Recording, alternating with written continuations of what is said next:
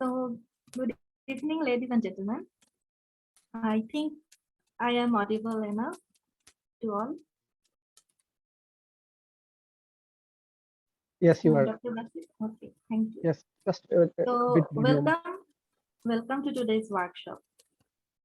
It's entitled Increasing Awareness on Predatory Academic Practices, organized by the National Young Academy of Bangladesh and Inter-Academy Partnership, IAP. So this is Sabrina Elias, and I'm today's moderator and the secretary of NYAB. Uh, I would like to start with giving you the information that we have received 242 registration applications for today's workshop. That makes sense that how important the topic is. It means we want to know more about predatory journals, predatory conferences, because we do not have clear idea about these predatory academic practices. We cannot judge always beyond the lucrative offers they provide. Suppose you are a student just trying to enter the world of research.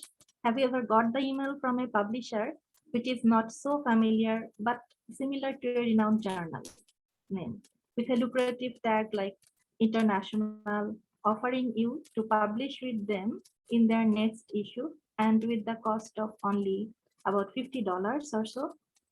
Or maybe a lucrative invitation from the conference asking you to join as a keynote speaker. Be aware, all these poses some hidden costs and they can be predatory. National Young Academy of Bangladesh has started its journey since mid-2019, and we have dedicated works against these predatory academic practices. Our team has retrieved from Inter-Partnership, IAP, a global umbrella organization of science, medicine, and engineering academies.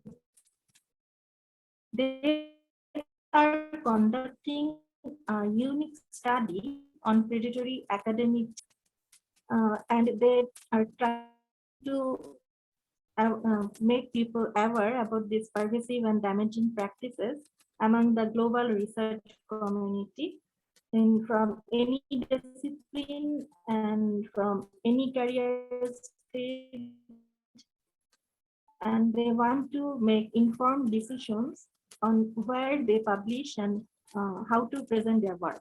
Our goal is to take steps to increase the awareness against predatory academic practice among our academicians, researchers, and students. And today's workshop is one of those steps. So you can browse the NYAB YouTube channel for our previous webinar videos on this issue as well.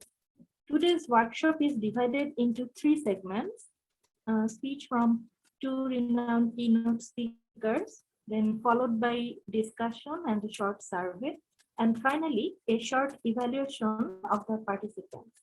There are lucrative awards waiting for the winners.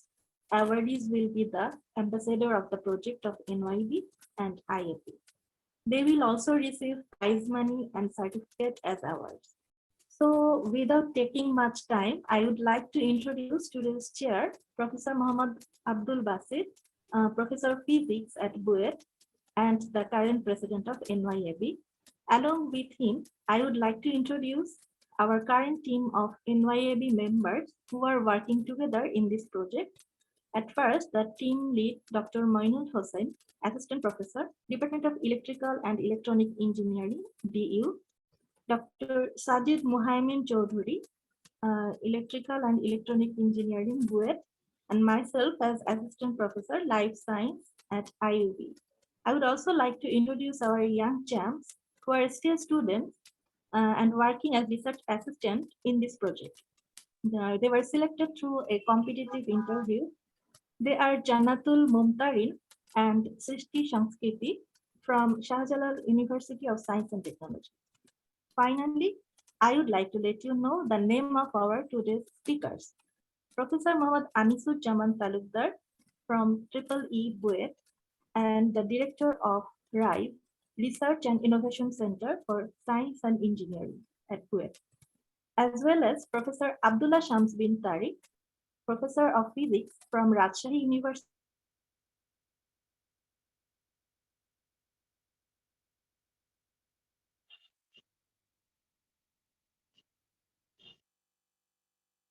officially introduce the keynote speakers and start the workshop. Thank you, Professor Basu. Thank you very much, Dr. Sabina Amelias. First of all, we welcome you all on behalf of National Young Academy of Bangladesh in today's workshop. Without making any further delay, I would like to introduce our first keynote speaker, Professor Mohammad Anisuzzaman Talukdar. And I'm presenting a brief biography about Dr. Talukdar. Dr. Talukdar joined in the Department of Electrical and Electronic Engineering of Bangladesh University of Engineering and Technology as a lecturer in early 2001 and has been serving as a professor since 2014. He is also the director of Research and Innovation Center for Science and Engineering of BUET. He holds a visiting professor position at the University of Maryland, USA, and Chandigarh University, India. During 2016 to 2018, he was with the University of Leeds, UK, as a distinguished medical individual fellow. He was an honorary fellow in the Hong Kong Polytechnic University during 2013 to 2015, and a visiting academic fellow in the City University of London, UK, in 2013. He is the president of International Electrochemical Society Bangladesh National Committee, a senior member of IEEE, a member of Optical Society America, and also American Physical Society, and also a member of IEB. He has published more than articles in highly reputed journals like Physical Review Letters, Applied Physics Letters, Journal of Applied Physics, Optic Express, etc. Dr. Talukdar has presented his research in a number of prestigious conferences and has given several invited talks. He has earned significant research funds from Bangladesh, USA, and European Union. So this is a very short biography about Professor Anisuzzaman Talukdar. I welcome you, sir, to present your keynote speech for today's workshop and for our students and other distinguished audience. I welcome you, Professor Talukdar. Please, microphone is to you. Okay, thank you, Dr. Basit. Can I share my slides? Yes, sir. Dr. Sabina, please allow him. Yes, sir. I hope you can see my slides, right? Yes, sir. Shared. Okay. First of all, I would like to thank the organizers of Young Academy of Bangladesh, National Young Academy of Bangladesh, the organizers of this webinar or this particular session. And in particular, I would like to thank so much Dr. Basit for inviting me and giving all the support for being present into this session. So it's really an honor, and I feel really optimistic seeing so many attendants in this kind of webinars. And the Young Academy, they are doing a fantastic job by raising this kind of awareness among our young researchers. This is a very, very timely event, very, very timely a point of discussion, because nowadays we all see these kind of things. Almost every day when we in the morning when we first check our emails, I guess every one of us see few of this kind of emails, this kind of predatory emails to publish our work in journals or present our work in conferences. So increasing awareness on predatory academic practices would be a great thing to highlight in today's scientific arena, especially for our young researchers, our students and our young researchers and professionals. So thank you once again for arranging this workshop and inviting me to present before you. So the topics that we'll be discussing, I guess almost all of you know these kind of things. Still, maybe reminding ourselves that these things are there around us, so we have to be careful. That's the main point, I guess, for today's workshop, that we have to keep ourselves reminding or watchful that this kind of predatory things would be going on around us. So we have to be very careful, so we don't step in this kind of pitfalls, so that we find ourselves in a problem, in a troublesome position. So without delaying further, let us go to the topic.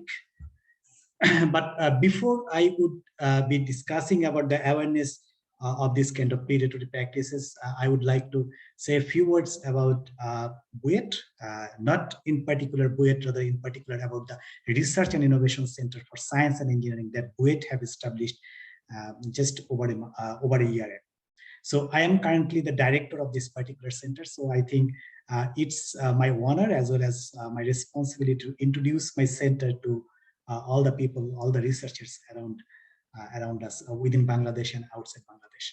So you know about BUET. BUET is a very renowned organization in the country, in Bangladesh. And also I would like to say it's very renowned around the world. It's established around the world in terms of research, in terms of teaching, in terms of education or innovation.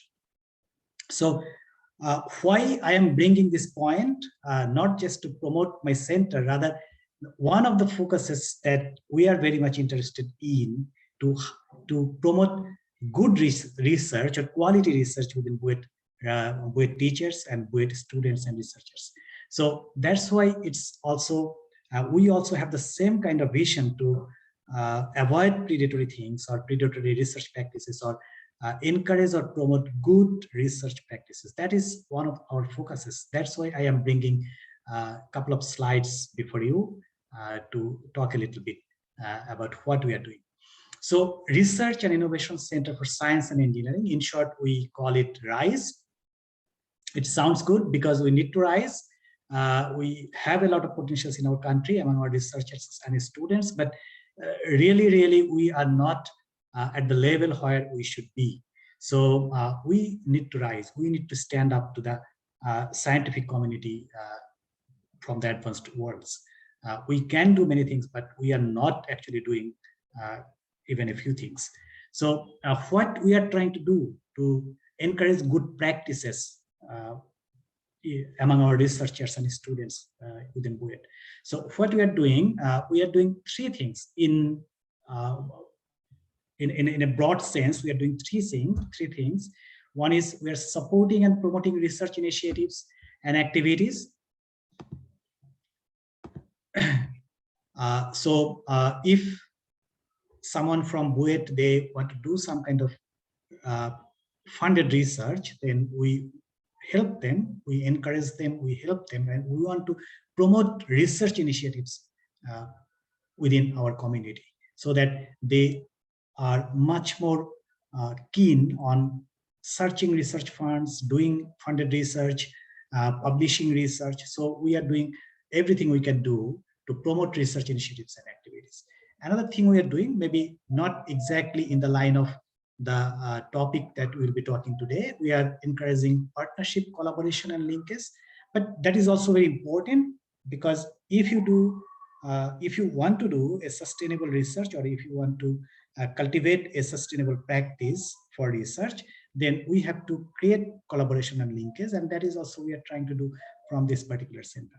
And just not doing research would be enough. We have to incubate our innovations, our ideas, and we have to transfer our ideas and technology to the community, to the industry, to the community. So that is another thing we are doing. So to support and promote research, this is the last slide. I'll be talking about my center and our initiatives. So to support and promote research, first we are giving administrative support so that our researchers can collect funds. They find it much easier to do the administrative things, to collect funds, to carry on the research without worrying about the accountings or all other things that could be there if you are doing a funded research. So we are supporting all kind of those things, and currently just within a year we have collected more than 3.3 crore Bangladeshi taka, and this fund has come from all over the world, from USA, like from National Science Foundation, National Institute of Health, or USAID. Also, we have received significant funds from UK or European Union, and also we have receive funds from our local industry or local organizations like Caritas Bangladesh, ICDDRB, or our industry Walton. So to encourage good research or good practices of research, what we are doing, we are giving incentives for publishing in high quality journals. So you see, we don't want our researchers to publish in predatory journals or present in predatory conferences. We want them to publish in high quality journals. So we have clearly defined what means a high quality journal. So it would have to be indexed by good societies or communities. It would have certain kind of metrics to be fulfilled or to be recognized as a high quality journal. So that is very important, because not just doing research would be enough nowadays to stand up to the research community around the world. We have to do good research. We have to do impactful research. That's why we would give our researchers incentive if they publish high quality journals. We are also providing some kind of research grant in every 2 years for each of our teachers, so that they can carry out the research, they can meet up day-to-day expenses. And we also are providing internal research grant, which is relatively sizable amount of grant, so they can also support their students for at least 2-3 years, and they could do a good research out of this grant.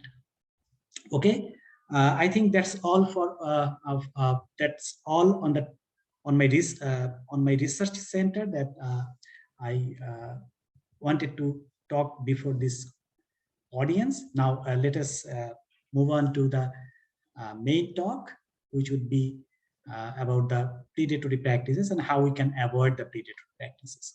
So the basic thing, why we are interested in this topic, because we want to publish our research findings. We want to present our research findings. That is sort of the recognition, that is sort of the feeling of achievement that we want as researchers. And that's why this predatory comes into the picture, because when we want to publish our results in a journal, then sometimes we fall into traps, because publishing research is also a business. In one side, it carries a lot of intellectual property, intellectual merit. On the other side, sometimes we are motivated, or sometimes also we are compelled to publish due to the nature of our profession. And then we fall into the trap of these predatory journals. So these are the topics I would like to touch during my presentation. I would be talking a little bit about scientific journals and the process or the ways of different kind of publishing techniques that the scientific journals follow.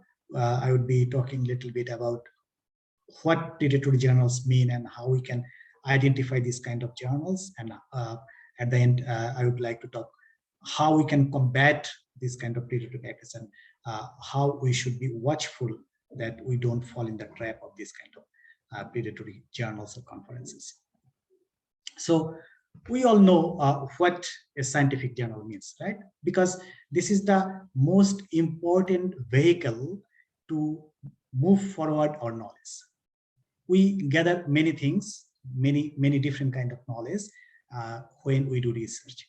So whenever we are doing a undergrad thesis, master's thesis, PhD thesis, at the end we have some novel information that we can develop from our research of 6 months or 6 years. So that knowledge need to be transferred to the community, to the scientific community in particular, and as a whole to the entire human being. So how we can disseminate that knowledge? Definitely the main medium to transfer or disseminate this knowledge is the scientific journal. So we want to publish our articles or research findings in journals, and that's why our students, researchers, or professors, they almost regularly publish their results, and that is one way to disseminate our knowledge. And that is also very important, because that gives us a feeling of recognition, that gives us a feeling of achievement. That's very important, because if we don't have those kind of recognition, actually we would lose our urge to publish or urge to research. So we need that kind of recognition. And this is very important, because also when we publish something that gets peer reviewed, so we readily get the idea that whether our work was good enough or our work was correctly done, so that it could be published. Or if it's rejected, we know readily that okay, there was something wrong with the work, so that's why it didn't get published. Now, mainly the people or researchers from academic institutes, they publish scientific articles, but sometimes also there are research institutes, especially in the developed countries, or people from industry also sometimes they publish their work. And usually two kind of works are published. One is original article, so where we contribute something to the knowledge of that particular field, or sometimes people do review of a particular field. So some field has explored over the years, so now someone need to review that evolution of the technology in that particular area. So that is another kind of articles that we often see in the journals. So both kind of journals are publications are important, but especially for the early career researchers, the original articles are relatively more important. But if someone is doing research on a particular area for many years, 10 years, 20 years, for example, then they can also publish review articles, so they can give a good summary of the evolution of technology in that particular area. So what is the process of publication? So usually what we do, we submit our manuscript. After we do the work, we write it up, we polish it up, then it's a manuscript. We submit that manuscript to the journal so that editors can consider our work for publication. And what editors do, they look at the appropriateness of that particular work. They look at the potential impact it could create within the scientific community in that particular area, or also in general. And also in many cases they look for the novelty of that particular work. Also, these kind of metrics, for example, how appropriate it would have to be, how much impact would have to create, how much it would have to be novel. So that varies definitely little bit from one journal to another in the spectrum. But in general, any good journal would look for these things for finally publishing an article. And if the editors find the article appropriate, potential impactful, and sufficiently novel, they would assign a few reviewers to review the article. And who are the reviewers? They are experts in that particular field. They have already published few articles in that particular area. So editors have a database. They pick up the reviewers, avoiding potential conflict of interest, and usually 1 to 3 reviewers are assigned. It could vary from journal to journal. One is usually you understand, it's the minimum criteria that you would see. Usually it's 2, 3, or even more. And what the reviewers look for, they look for the soundness of its scientific argument, soundness of the work that you are putting forward. And they would look at the data that has been collected or that has been presented. They would look at the appropriateness of this data. And one other very important thing that I guess quite often we miss, and especially I have seen in my career that my students often miss it, that it would have to be reproducible. Whether it is an experimental result or experimental work or a simulation or theoretical work, the result would have to be reproducible. What does it mean? Especially for the young audience who are present here today, that the results would have to be presented in a way, and all the data would have to be there in a way so that if someone is interested to reproduce the same thing, they should be able to reproduce the results exactly as it is presented in the work. So that is sort of is an example of a good publication. So it's responsibility of the reviewers to look at the reproducibility of that particular work. And definitely all the conclusions or discussions that are presented within the work would have to be supported by the results and supported by the data. That is one thing, again, I would say I myself quite often miss it. Sometimes I have seen that reviewers who have reviewed my work quite often, they put forward this suggestion that sometimes conclusions haven't been properly supported by the results being published or being forwarded for publication. And another thing is also very important, which is again quite often missed, that every idea that we put forward, not our ideas, rather ideas that have been published before or have been discussed before, should be referenced, properly referenced. That is our responsibility as authors of publications, authors of papers, to reference our earlier works or reference the contributions of researchers who have published before us. And if everything goes fine, everything goes as we are discussing here, then hopefully the article would be published. Otherwise, that could be returned to the authors for revision, or if it's not up to that level so that a revision would make it good enough, then it could be right away rejected by the reviewers. So there are different types of publications.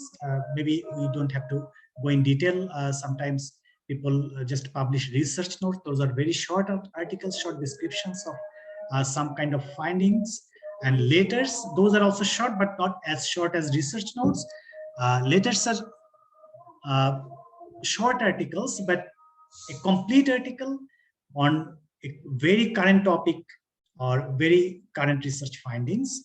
And usually letters are published very fast, so that the topics that need a very first publication or need to be disseminated within the community very fast, then usually letters are the good options for publication. And articles, this is relatively more common that we publish. These are sort of complete papers with definitely they are also original research findings, but usually complete descriptions would be there. Sometimes in some journals they could be published very fast. Sometimes also it could take a lot of time, like 6 months to 1 year. It again depends on journals. Different journals have different policies. And there are also supplemental, sometimes people submit supplementary information. They go with the articles or with the letters. As already we discussed about review articles, that could be data attached to the articles that could be also published. Sometimes also some kind of video description of the articles are published with the original paper. So now let us talk about the predatory journals. So what are predatory journals? So according to Nature, what are predatory journals? They are false. They contain false or misleading information, deviation from best editorial and publication practices, a lack of transparency, and or the use of aggressive and indiscriminate solicitation practices. So you see that predatory journals are not good, definitely, because each of these statements does not carry a good information or a good statement. They are false, they are not best practices, and they lack transparency. So it's not good. And since it's not good, if we publish in predatory journals, that is also not good for us.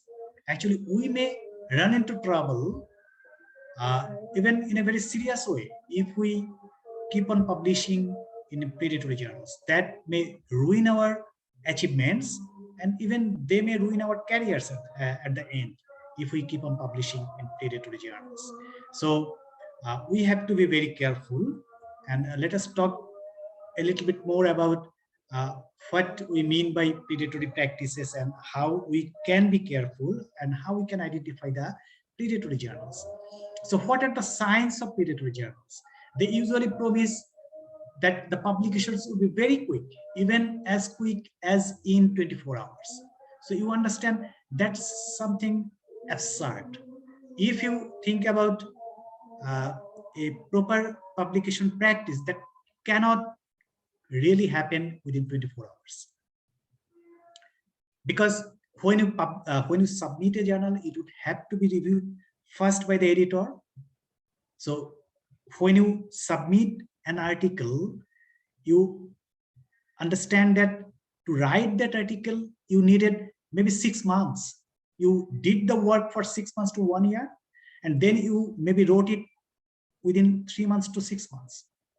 Then how that article could be reviewed by the editor within just a couple of hours, for example. Then it would have to be assigned to reviewers.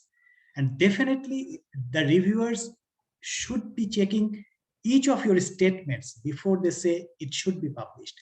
Then how it could be done in 24 hours? Even it cannot be done within just days.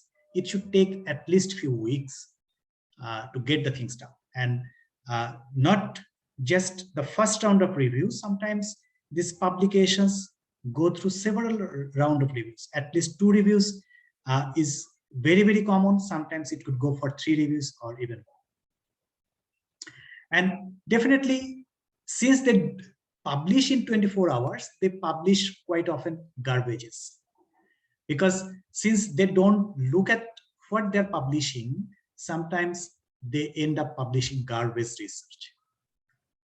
And definitely those publications are not peer reviewed, and they are not proof edited or proofread. So it's really, really a mess and a garbage when you would look closely at a predatory journal. And just as we are talking in the beginning that quite often we receive emails, what you would see that some publishers, and they are sort of unknown publishers, they would claim to be from a country of good research standing, say USA or some European country, and they would send you some kind of flattering emails so that you would feel that you are very important for the scientific community. That's why they are approaching you for the publication. And sometimes they also give you information, false information actually, that they have a very good editorial board, they have very high impact factor. But if you look closely, you will see that their websites, actually the misinformation would come out from their crappy website, and you would also see that the information they're providing in their emails or in their websites, those are really, really misleading. And if you look closely, actually those things would definitely pop up to you, but we have to look for those information. And here just also a few examples for predatory journals. And it's very interesting. Quite often predatory journals start with international journal of something. Okay, so this is one way to find out whether the journal is predatory. It doesn't mean that 100% times if a journal starts with international, that would be a predatory journal. But quite often, if a journal starts with the term international, it's a predatory journal.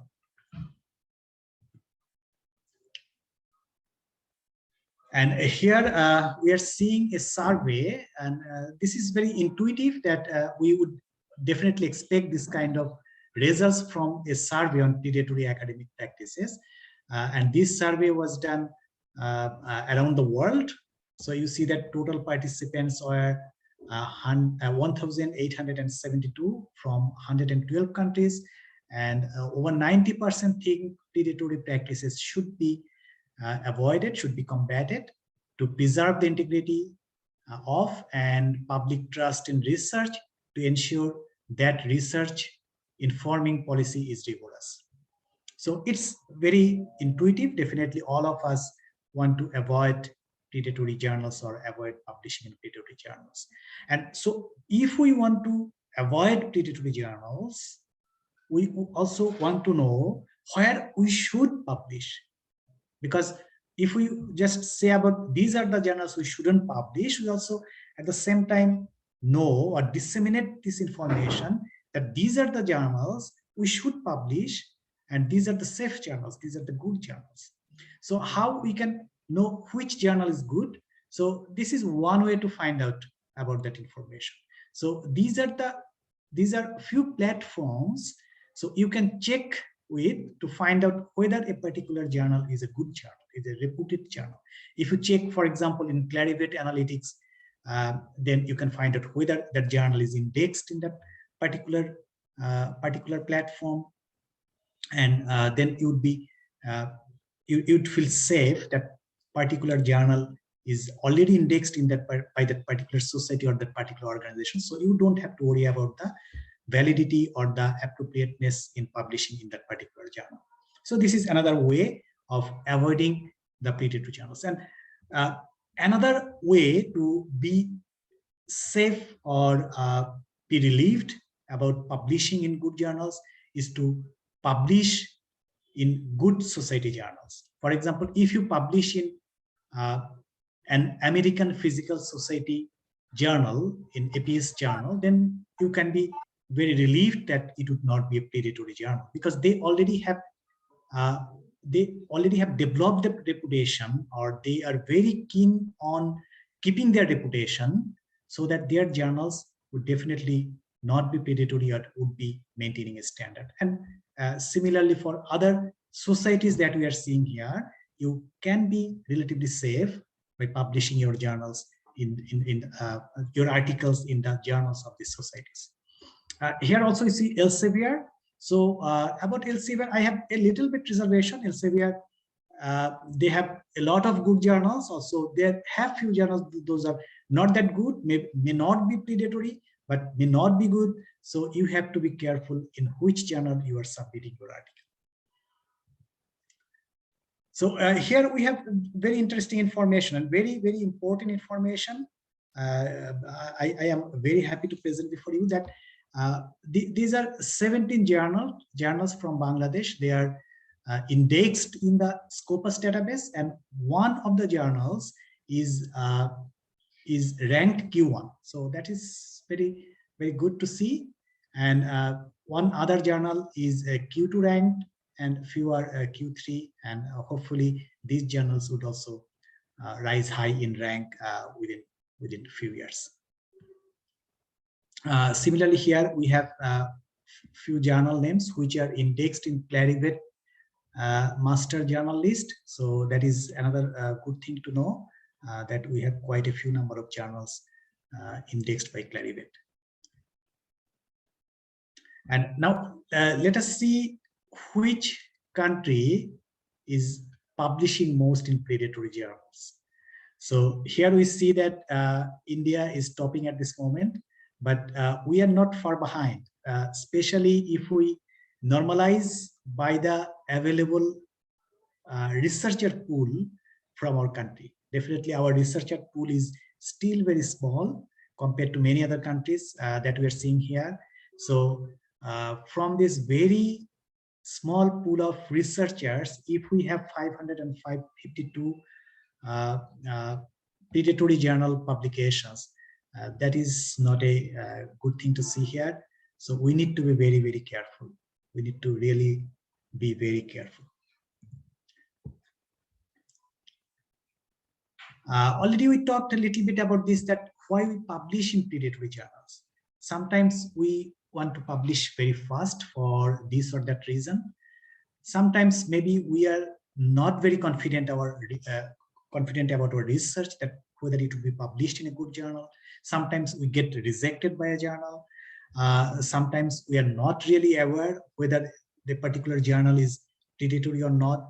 So these kind of things, and this kind of misinformation or lack of confidence, trying to be very fast, those things usually end up in let us end up in publishing in predatory journals. So we have to be very aware so that we can preserve the integrity and keep the trust of public in research, because if we keep on publishing in predatory journals, those publications may end up as garbage research. So that would lose the trust of public, because it's very important, because if we want a sustainable research environment, sustainable research ecosystem, we definitely would need funded research culture. And if we lose the trust of public, if people or public see that garbage research are being published in journals, definitely the culture of funded research would die out. And in case of Bangladesh, definitely, since we don't have that culture yet, we would not be able to grow that culture. We would not be able to establish that culture of funded research. Again, how we can distinguish the predatory journals and legitimate journals, or the journals with good standings. Quite often, if we look at closely the websites of those journals, we'd be able to find out the differences. If you go to a journal website of, for example, Optical Society of America, American Physical Society, and if you go to a journal of a predatory website of a predatory journal, you would definitely within few seconds, within few minutes, see a lot of differences. Here we have highlighted a few things, and if you just go to any of the websites, you would see these kind of things really being shown in their websites. For example, they guarantee the acceptance of publication within full time, within very first time, within few days, or even 24 hours. And quite often you would also see that those websites are not really constructed in a well way, and sometimes you'd see that the spellings are wrong. Sometimes you'd see that false information are given. Sometimes you'd see that incoherent information are given. Lots of things would pop up to you if you look closely. On the other hand, if you go to the website of a good journal, you would readily see it's very pleasing to look at in one side, and other side, all the information would make sense. It would not be something like publishing within hours or within days, or publication is guaranteed. Those kind of things would not be there. You'd feel that it would be competitive. And these predatory journals, they are sometimes falling to the predators.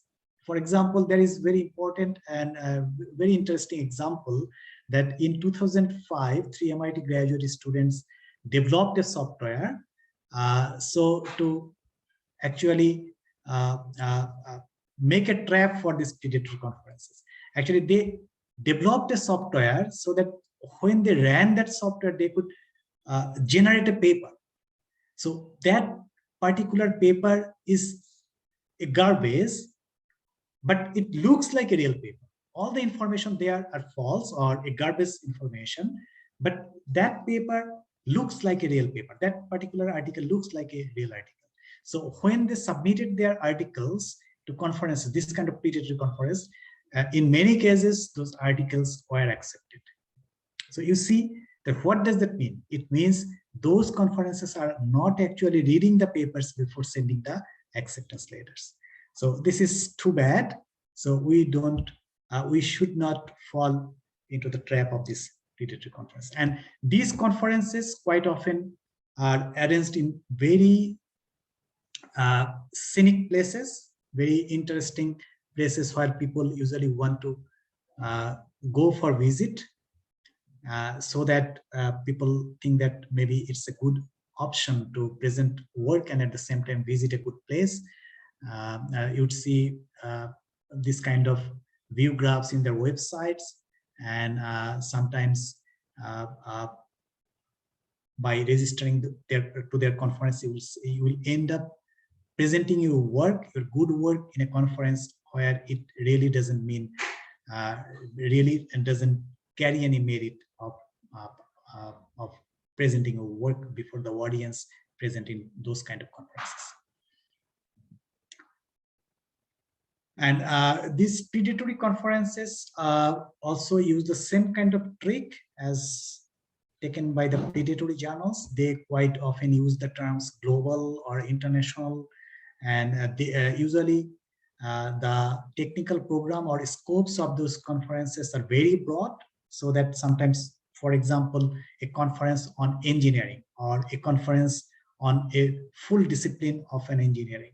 So those are really very broad, and sometimes they show that those conferences are being organized or sponsored by very well-known organizers or sponsors. But if you look carefully, you would quite often see that those information are not correct. Those information are actually wrong, and sometimes the registration fees are very high because those conferences are usually arranged in, just as I said, in scenic places, in tourist places, so people get attracted to go there and present their work.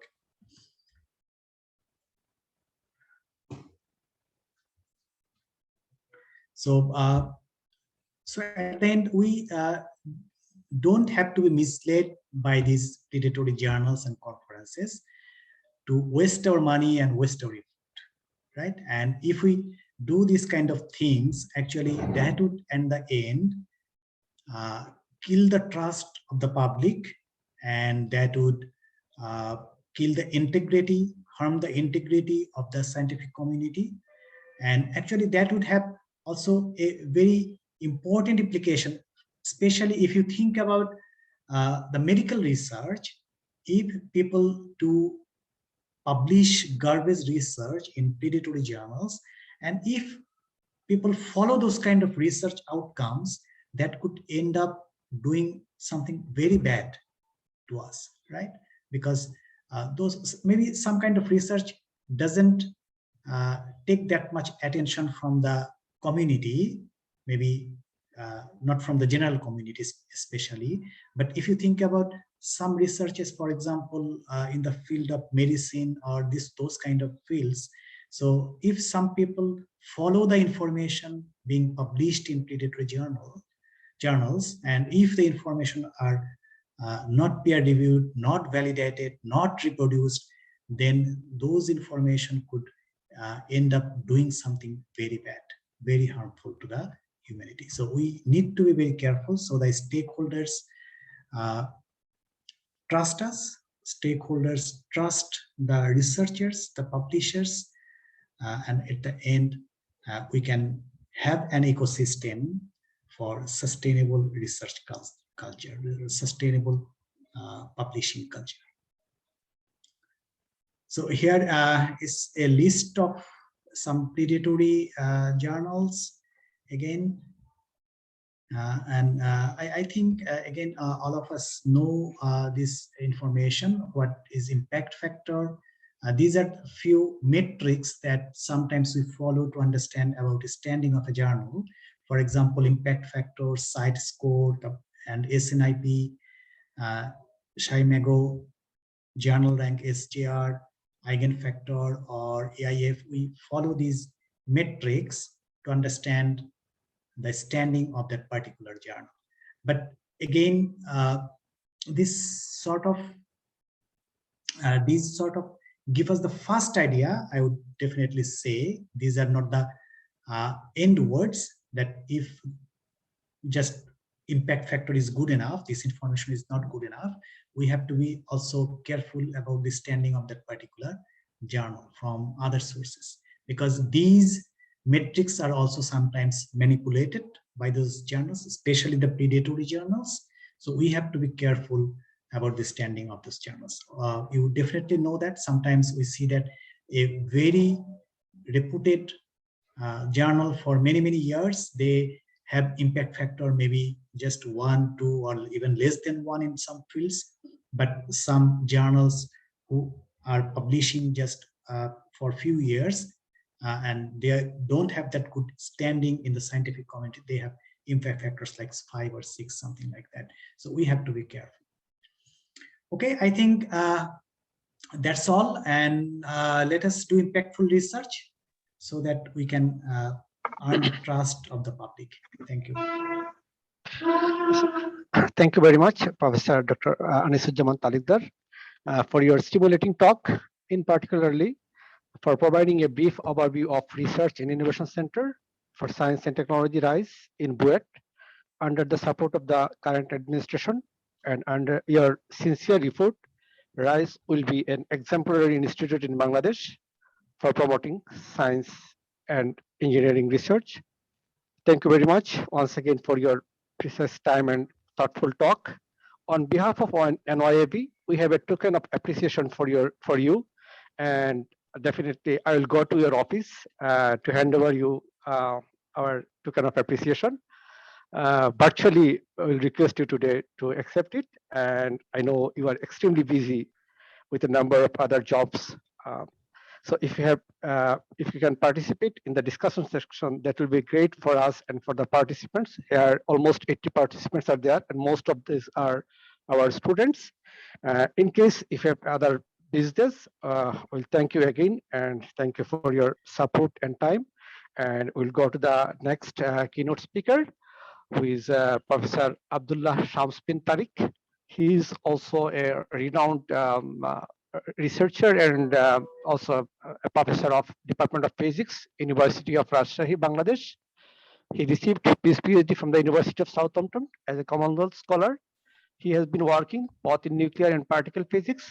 In nuclear physics, he has played an important role in the work of Nuclear Research Group of University of Rajshahi under the eminent Professor Arun Kumar Bosak in trying to establish a novel microscopic method of obtaining the potential between nuclei employing the energy density formalism.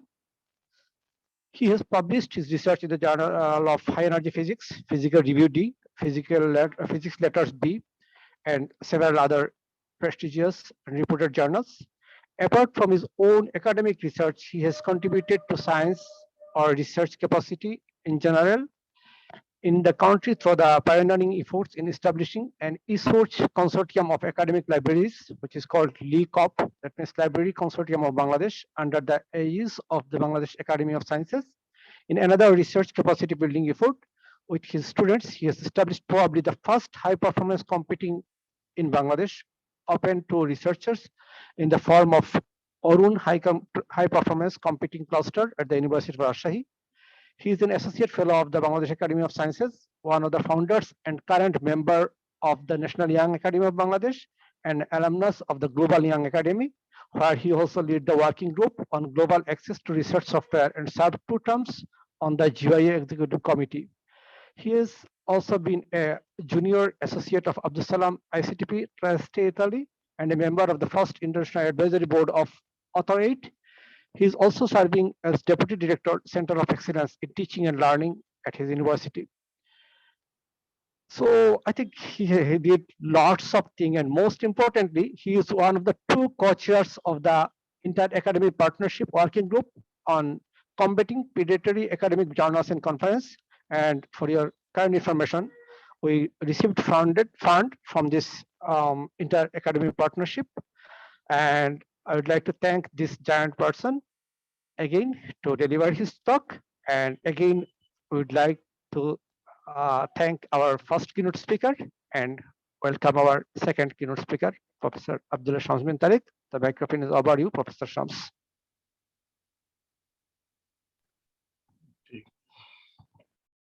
Thank you very much, Professor Basit. Assalamu alaikum, everyone.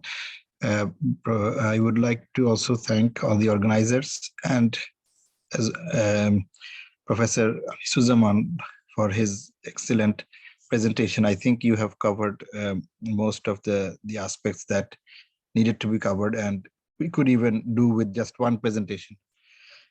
But since, can you see my slides? Yes, yes, Professor Shams, we can see it. Just go to the slide mode, please. So I will try to skip over those aspects which have already been covered and try to finish in a short time so that we can have some time for interaction. So first of all, I will spend a little bit of time in talking about our project, the IAP project, which is on combating predatory academic journals and conferences, and then I will talk a little bit about some practical issues which have already been covered somewhat by the last presentation. I would like to elaborate a little bit on some of those points. So first of all, the IAP is a partnership of 140 national and regional academies. So for example, in Bangladesh, we have the Bangladesh Academy of Sciences, and it is a member of a member of the IAP. And likewise, there are many the National Academy of Sciences is also a member of the IAP, the US National Academy of Sciences, and in this manner. And there are also these the four regional academies, IANAS, ISAC, ASA, and NASAC. So one from Africa, one from Europe, one from Asia, and one from the Americas, which are under the IAP, which work under the IAP. So this project is it started in 2020, and it's actually nearing its completion. What's the problem? Oh, I think I have a problem in my slides that the date is wrong here. It should be 22nd February. Okay, I will. I think I will change it later. So, so combating predatory academic journals and conferences. This is the project funded by the Gordon and Betty Moore Foundation, and in this project, you've already seen this slide. One of the components was a big survey where we had around 2,000 respondents, and one of the unique aspects of this survey was that it was translated into 6 other languages apart from English. So we had responses from Chinese, Russian, Arabic, Spanish, French, and Portuguese speaking people as well. So it was a truly global survey, and 45% of the respondents were from Asia. And what was Professor Shams, may I interrupt you, please? Your slide is not moving. Did you start moving your slides? We are seeing only the first slide. Okay, I am moving, but I think there is a problem. Now it's moved. Now it's moved to go to the second slide. Yes.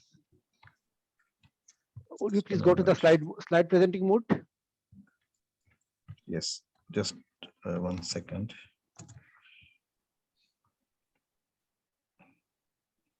Since this is going on record, may I just take a little bit of editing?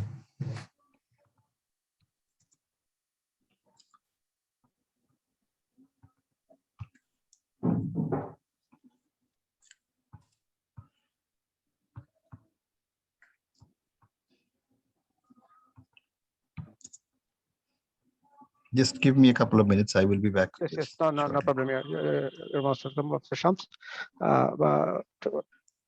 To inform our audience, the Professor Shams has another actually important meeting today, and he was not actually prepared fully for attending in today's workshop. And he told us that he will provide a video record, but finally he managed his time. He cancelled his other program and he joined with us. And our sincere thanks to Professor Shams. Please take your time, or 1 or 2 minutes. It doesn't matter. We'll wait. And I request our audience to have patience.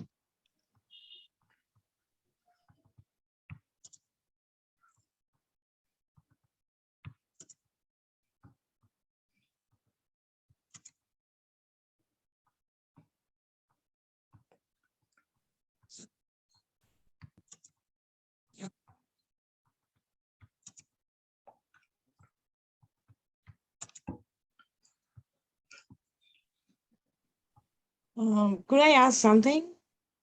We'll not have Yeah, any Q&A session during okay. discussions or something?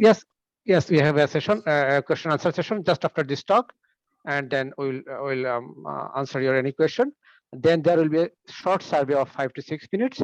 Then there will be the evaluation test, and from that evaluation test there will be 3 segments: one for undergraduate students, one for master students, another for PhD and early stage researchers. And from each segment, actually, we'll provide award. We'll declare winners of at least 3. I mean, a total 9 participants will win our award, and they will work as the ambassador of this program, and we'll provide them winning certificate and prize money. So there are few more things there. Please wait for that. And thank you for your question. Okay, Shams, And come back. are the slides moving now? Yes, it's moved. It's go to the second slide. Yes, go to the slide presentation mode, please, if possible. Yes, I am in the slide presentation mode. Okay, then proceed, please. This is really strange. Why It's moving. No, Dr. Shams, you need to go to the slideshow mode, which is yes, I am in the slide. I am in the slideshow mode, but it is. I think you. It's not. It's not working. Working properly somehow, because I am now in the slideshow mode. Okay, Shams, you can proceed. We can see. Okay. You can proceed. Okay, the slide changed. Is the slide changed? Yes. Now it's changed. Yes. So I'm now on the map. Okay, no problem. Yes, Just you're on the map. Yes, you're on the map. And now I am on the next slide. It's not moved again. It's still on the map. Okay, I think if I'm Maybe, not on, you can share again the whole screen.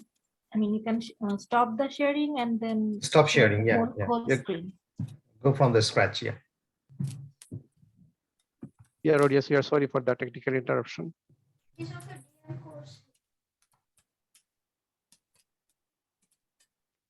Go to slide number 1. Oh, again, it gone.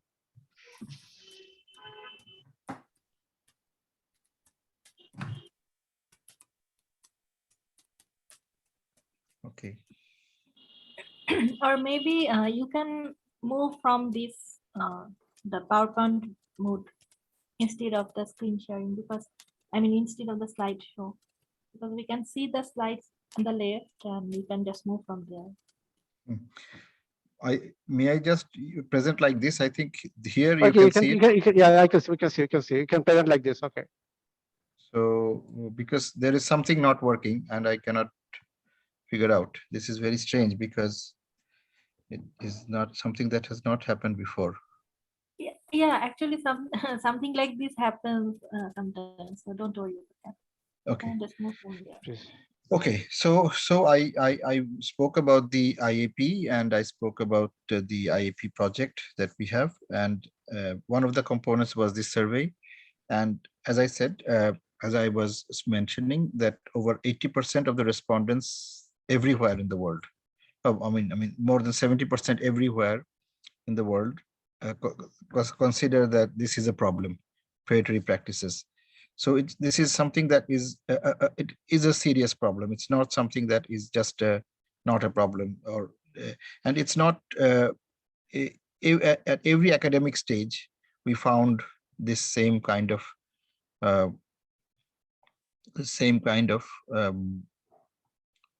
concept perception that it is a problem.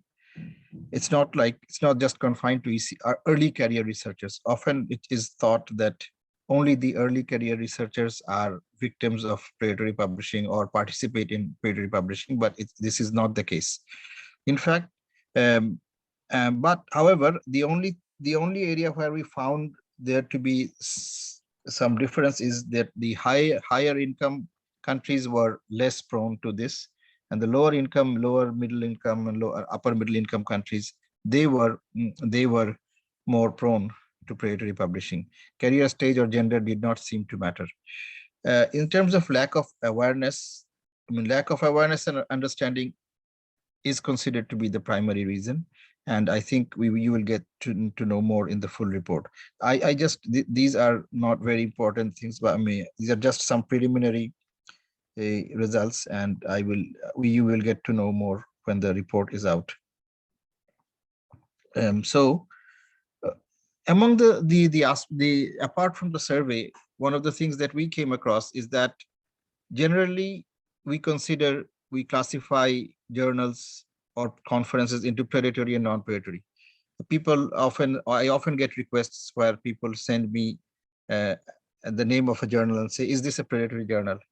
And that is how we are also talking now, because we say this is a predatory journal, this is not a predatory journal. But what we understood in our discussion, in our work, is that it is not always a very good idea to have a binary classification.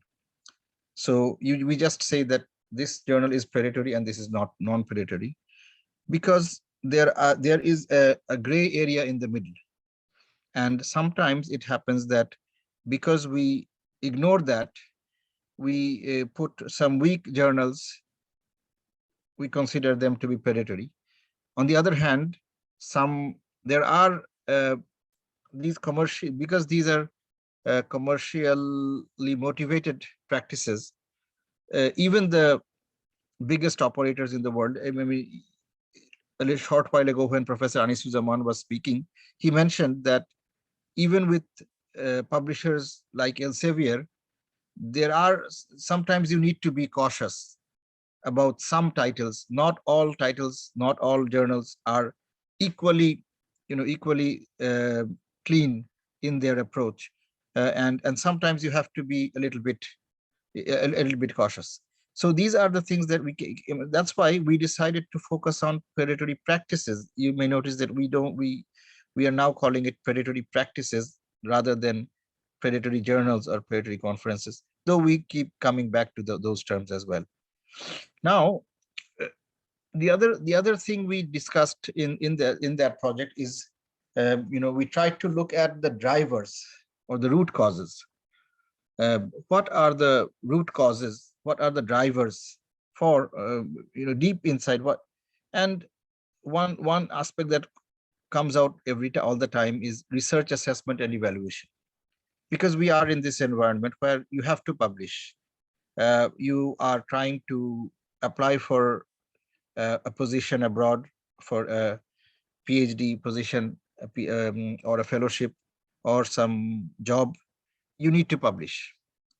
People will the first impression will be on how many articles do you have, or what have you done.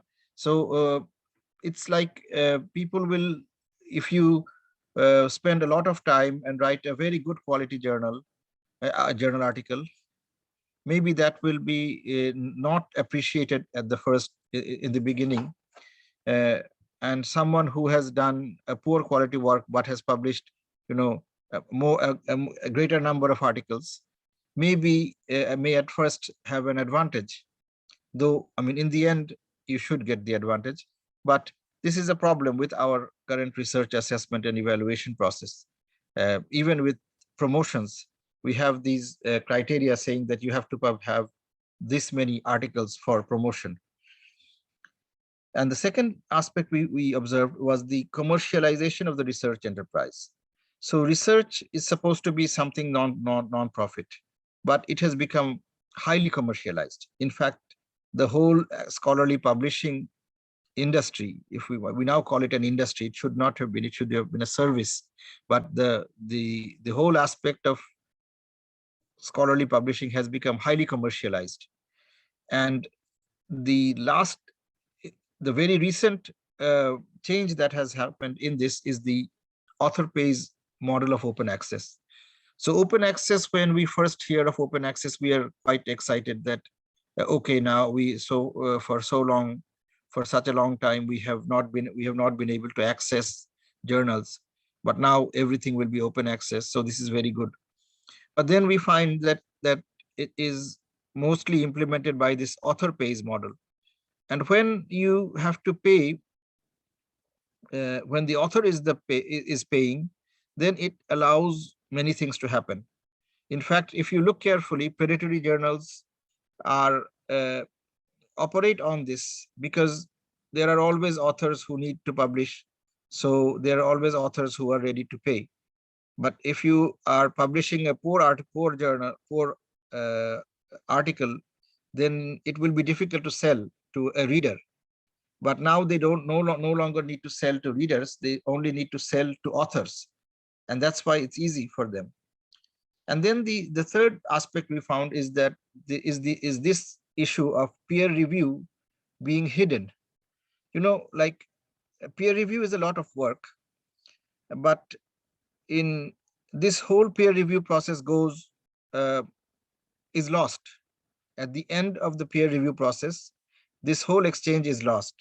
There are these new ideas of transparent peer review or open peer review, where even the review report gets published along with the responses, and sometimes anonymously, sometimes with names. There are many experiments going on, and sometimes you can see that there is a great value of this report being published, because there is a lot of work going into it. And a reader, it could be helpful for a reader to read the report and read the response of the authors, and that would become part of the scientific dialogue. And so this is a new idea that is coming up, and coming up quite strongly. And maybe in the near future, we will see that peer review is open. And in fact, even a review, there are ideas of giving credit for review, because nowadays you may review an article, but you don't get much credit for it. You only write on your CV that I am a reviewer for this journal. But if a review report becomes a mini publication, then if you have reviewed 50 articles and those become mini publications. So if you are aware of the term publons, you can Google up publons, and you will see that they have this model where you kind of get some credit for every review work that you do. So if in this model, if all the review work has to be published, if the reports have to be published, that actually will work against predatory publishing, because predatory publishers don't do a proper review, and sometimes they don't do any review at all. Sometimes they do a review which is just for the sake of its name, and they don't make it public. But if it has to be public, then they are that cuts the roots of predatory publishing.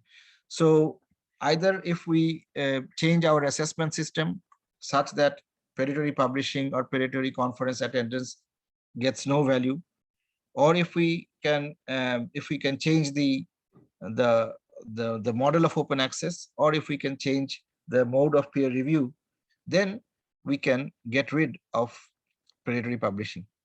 But so this report is now about to be published launched in April 2022, and it will have targeted recommendations for the various stakeholders. So but now we are also into this outreach component, where there is this funding, these small grants that have been given out, and the National Young Academy of Bangladesh won this highly competitive grant to do this work. And I think this is where we really reach you people like the audience here, who are really going to take this forward. So I really appreciate that all of you have turned up to participate in this event. So now I come to my part, more or less. So this was more about the IAP survey and its report. I won't take much more time, but this is where I want to talk a little bit about this issue of, why do we publish? Why do we present our work in a conference? I would like to say that ideally the goal should be scholarly communication. We are trying to add to the knowledge base of the world. We are trying to let others use our results, and they're like a stairs.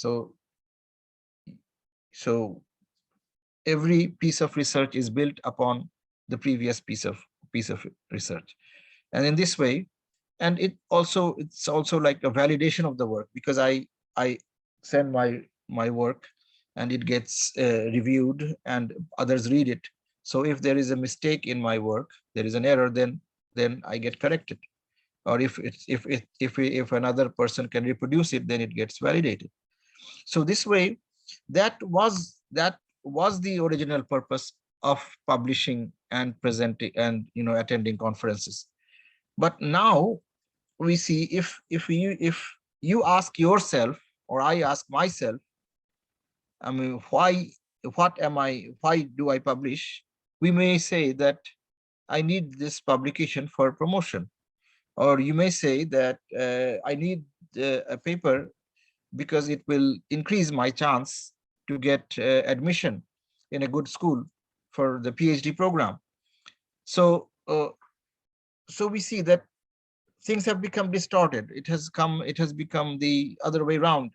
We are now no longer we are not publishing for the purpose of communication, but this is a kind of assessment.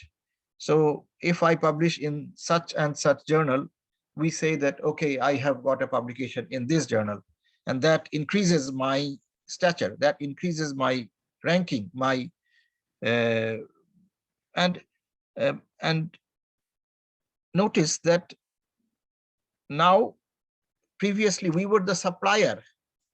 The author is the supplier of knowledge, when scholarly communication is the if the main purpose of academic publishing is scholarly communication, then the author is the supplier of knowledge, of new knowledge. But now we are the consumer. We are trying to buy a publication. We are trying to get a publication to enhance our profile. So we are now trying to get it. A publication is an achievement for us. So this distorts the whole thing, and that's the main problem. Actually, if you look deeper, that is the main problem, I would say. So, and then comes with it the digital era, which is revolutionized production and access. And no doubt we have benefited immensely, but at the same time, this has brought publishing within the reach of clandestine operations. So anyone can publish a journal. Now you can sit in your home and you can publish a journal. And then data is easily available, so we can see many metrics and many rankings. Assessment is now not done by looking more carefully or carefully interviewing or looking at the peer impression of a candidate, but you just look at the metrics. And universities are ranked by metrics, by rankings, and researchers are ranked by metrics.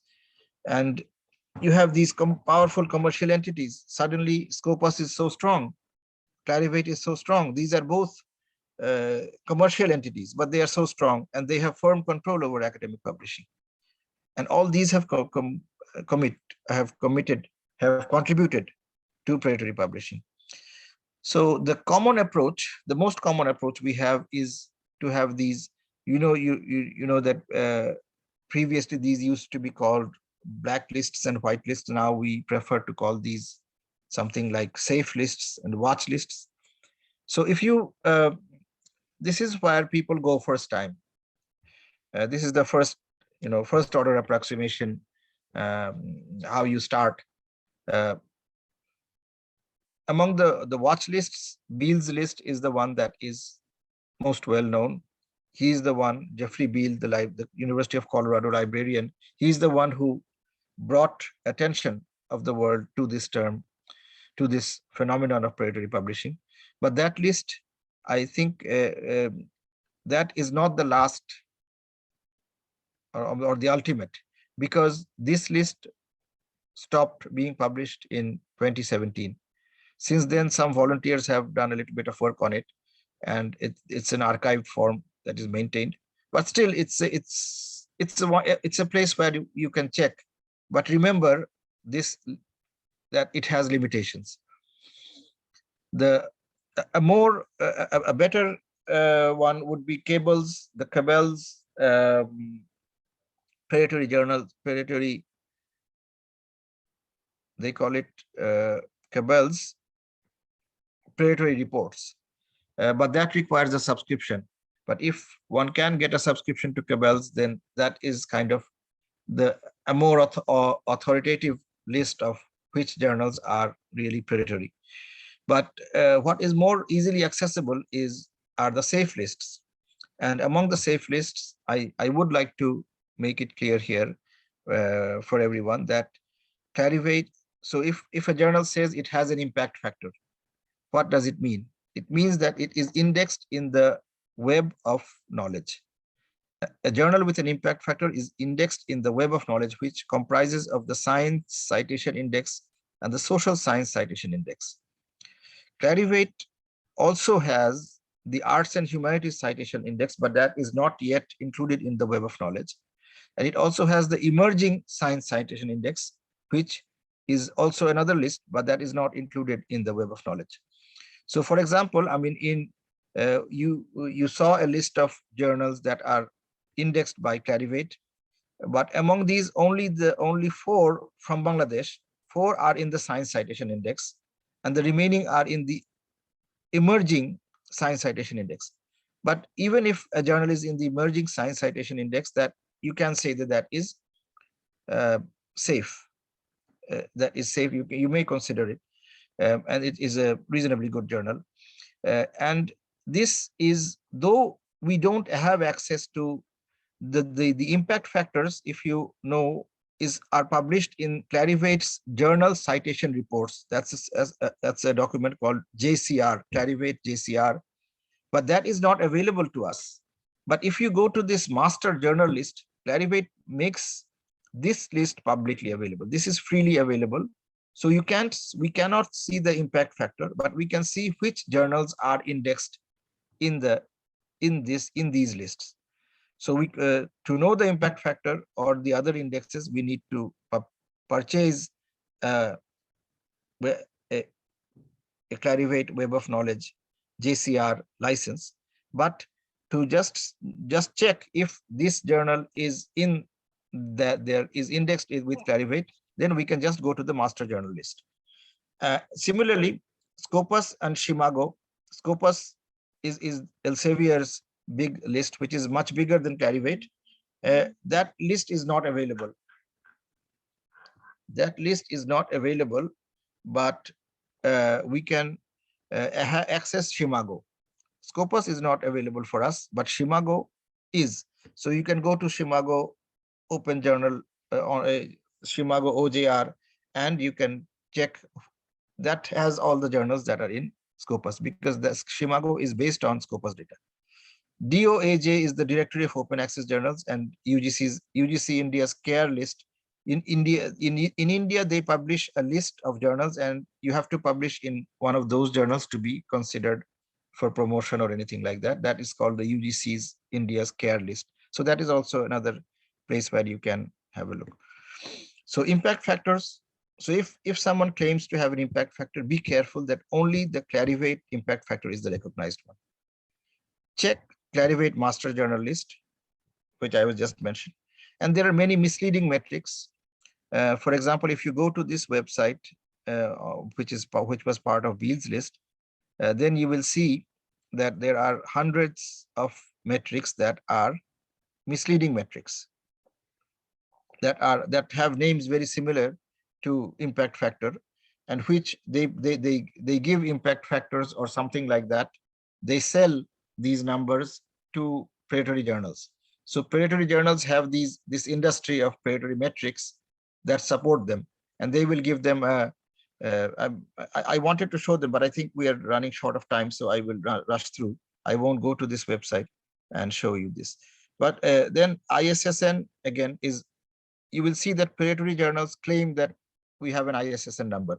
If a website says that I have this ISSN number, this journal, then it is likely to be a weak journal or a predatory journal.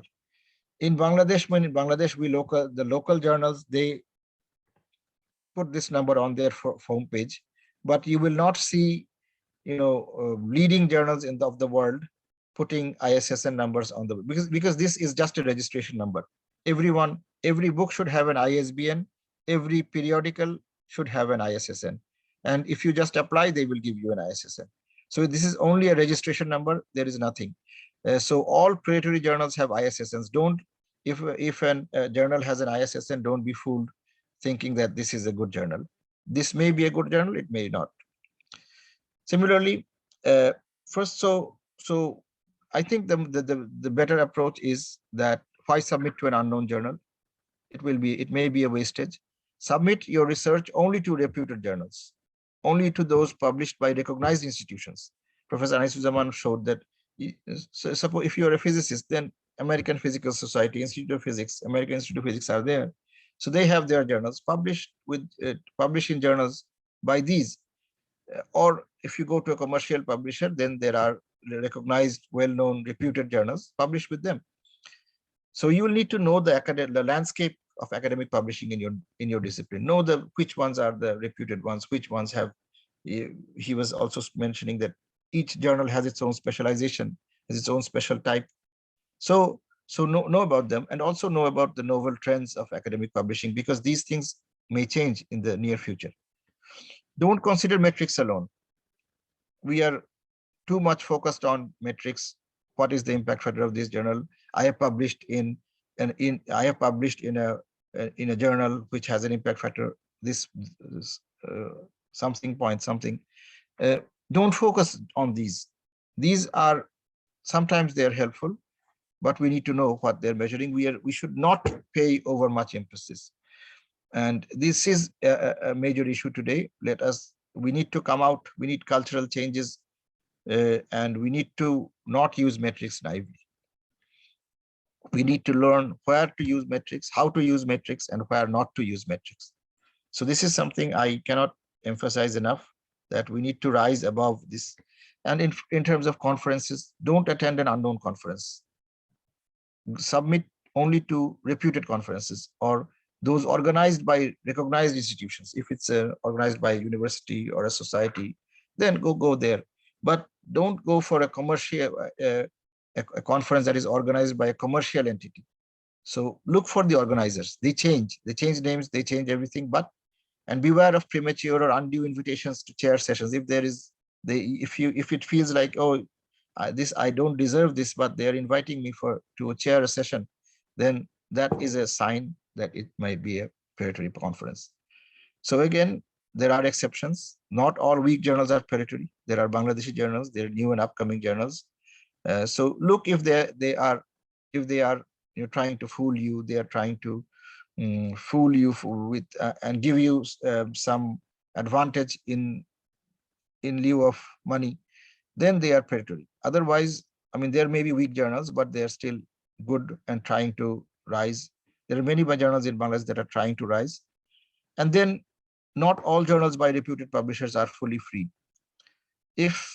of predatory practices, because nowadays we see, even as mentioned by Professor Anisuzzaman, that even reputed publishers, they have issues, and sometimes they are trying to catch this market of authors with weaker titles. They have journals with a very broad scope that will publish anything, or sometimes you see that a certain journal is very easy to publish in that journal, even though it's Elsevier, or it's Springer or someone else, or Taylor and Francis or Routledge.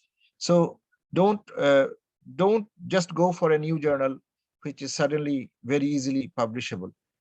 Go for the reputed ones. Go for the ones that are known, at least early in your career. So we need to be conscious about this, and then I think we will be safe. So this is the end. The last slide is that the landscape of academic publishing is really evolving. We don't have there is no one-stop solution. I mean, I really liked Professor Anisuzzaman when he was saying that he was saying something very similar to what I have on this slide, that you have to develop this feeling. When he was mentioning the difference between two websites, of a legitimate journal and a non-legitimate one, you need to just have to have a sense. You need to sense when there is something fishy, and then And then I think the best way is to only, you aim to publish only with reputed journals, only with reputable journals, only at well-known conferences organized by well-known organizations. Then no matter how many predatory publishers will be around or how many predatory conferences will be around, there's no need to even look back at them or cast a glance at them. Just keep your focus on publishing in the best places and rising as an academician. I wish all the participants in this event a very bright future as researchers who will carry the flag of Bangladesh forward. Thank you very much. Thank you, Professor Abdullah Shams bin Tariq. Thank you for your interesting and informative presentation. And actually, I have no words to say about you. Everyone know you very well. And we have a token of appreciation for you, and definitely we'll send it to Rajshahi. And I will request you in the discussion, if possible, you can see, you can show the website of Bell's list. And prior to that, for the discussion session, I would like to over the microphone to Sabrina Emilias to conduct the discussion session. Please conduct it, Dr. Sabrina. Yeah. Thank you, sir. Ladies and gentlemen, it's the interaction time now. So the floor is now open for discussion. Please write down your queries in the chat box so that we can call you and discuss it. If any of you want to stay anonymous while asking questions, you are welcome to write your question in the Zoom chat box directly to the moderator. So it's open for discussion. Any questions?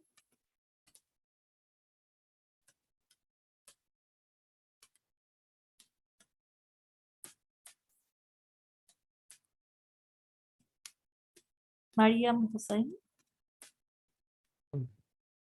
Thanks for giving me the floor. Actually, I wrote in my notes, I would like to ask only one question. Maybe there is a little bit follow-up. What I wondered from well, definitely that both of the presenter presented very valuable information that as an early career, we need to know. What I wondered that what happens to the new journal, let's say newly opened from a famous publisher, for example, Cambridge or I don't know, Oxford or Harvard, like those. So if they are opening a new journal, and they don't have much impact factor, but they are open access. In that sense, as an early career scientist, how do we see their scopes and try to publish our papers, and how relevant it is to submit our papers and all? Like, definitely we feel very fear that our content is not suitable to submit to Nature, for example, and that is how we'd like to just submit somewhere so that we gain some confidence enough so that we could publish in a better place or better journal. So in that sense, how do we see those sort of experiences? Since we don't have any, what are your suggestions to us? Thank you. I think, Dr. Sabrina, this answer could be provided by Professor Jaman Talukdar if he is there. And if anything is essential to supplement, then Professor Shams can supplement. Professor Jaman Talukdar, are you there? Yes, Dr. Basit. Yeah, right. It's a very important question, I guess, and definitely for any young researcher, this is a valuable question. And I would say that if the journal is coming out from a good publisher, a recognized society, for example, then it's okay. Even if it's a new journal, I think the quality of that particular journal is quite often maintained by a reputed society. So it should not do any harm to your career, even if it's a new journal. Maybe you would not get that much attention or recognition by publishing in a new journal, but still that would at least not do any harm, or at least that would move forward your career at least a little bit. And if you compare with publishing in a predatory journal, it's much safer, and it would make much more sense in publishing in a new journal from a good society or good publisher. Thank you, Professor. Actually, in that case, how do we see then our impact? Like Professor always talks about, oh, you don't understand the impact and all. It will not help you. You are just enlarging your quantity. You need to think about the quality, but that quality word in our heart makes us fear that, oh, I may not stand the reviewers' revision. They will reject us, or I don't know. So in that sense, we have chances to cite our paper so that H index or something maybe not so helpful. So in that sense, how does that impact factor or citations of our own papers may help us to develop some further papers in the future? There anyone would like to supplement, Professor Shams or Professor Anasidjaman Talukdar? Yeah, just I would say a little bit. I think from my point of view, it's sort of a trade-off. So if you are confident enough to publish in an old journal by a recognized society, then definitely you should go for that, because that would give you a lot of more recognition or more impact from your publication. But it's just a trade-off. If you have to publish and you definitely would publish in a good journal, then why not going for a relatively new journal by a good publisher? That what I would say. And just if you look at the trajectory of progress of many good journals today, they have maybe a few journals have come up just within 5 or 10 years, and they are not sort of very much recognized in today's academic arena. So also from the description or the focus of the editorial board, sometimes it's understood where they want to take this journal to. If you look at very closely the motivation of the editors, which is often given in the scope and the impact they want to create, for most of the journals, you would find out the tone to which stage they want to take this journal to. And from there, you can make your decision that if it's should be a very impactful research, you could publish in a journal, even if it's new, but you can find out that information from the website, that it would definitely make a lot of impact within few years. By that way, I think you'd be safe and you could still make a lot of impact by publishing your work. That is how I could tell you haven't shown any publisher, even MDPI. I'm so like a little bit surprised. MDPI, people do not really judge them good and consider low ranking in the scientific and non-scientific areas. And you also didn't have MDPI in your list. I was like a little bit surprised because I have a publication at MDPI, and people say, oh, you just have a publication at MDPI, which makes no sense. That is how I always feel like, oh, I'm a low ranked and I do not have enough confidence to submit to Nature Communications, for example. But that is how, even from your perspective, I see how low researcher I am. And I feel like even demotivated that should I really do it or not? So anyway. I think I would supplement a little bit more. Dr. Basit, would that be okay? Sure, please. I think there is no point of getting discouraged. And actually, between MDPI and Nature, there are a lot of things. There is an entire world. So you don't have to think that there is nothing between MDPI and Nature. So lots of good journals are between MDPI and Nature. So MDPI is doing nowadays okay, I would say, but still not up to the mark. So personally, I would not encourage, for example, I would not encourage my students to publish in MDPI. So my professor is. Yeah. So, but still there are many good journals. They are not Nature, but still good journals. Okay, thank you.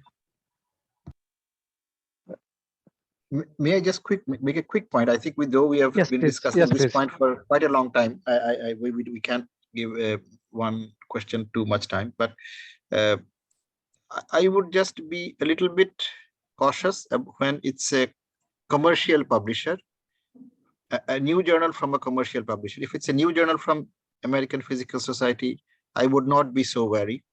But if it's a new journal from a commercial publisher, because nowadays, in order to catch the author charges, the commercial publishers sometimes are bringing out newer journals which are a little bit, easier to publish. So they say that if you can't publish in this one, they have their own journal referrer system. They say, let's find you a journal where we can publish this article, and they will publish there, because it's all money. They don't want to lose the money.